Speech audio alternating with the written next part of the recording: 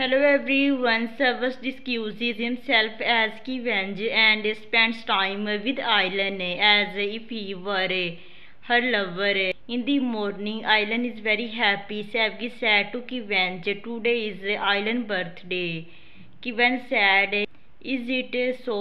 Happy birthday, Aileen." Savgi said, "We will celebrate it in the evening for your information." Kivenge said, "Okay, I had loved to be there." Aileen said, "Kivenge, stop. I tell you to wait." Kivenge said, "I am in a hurry." And he go.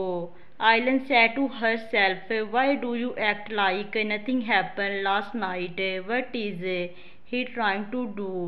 Chagla said to Levent, "If you are here to mock me, I am not in the mood." Levent said, "I am not here to mock you. I am here to ask if you are okay or not." Chagla said, "You even care it?" Levent said, "Yes." Thanks for watching.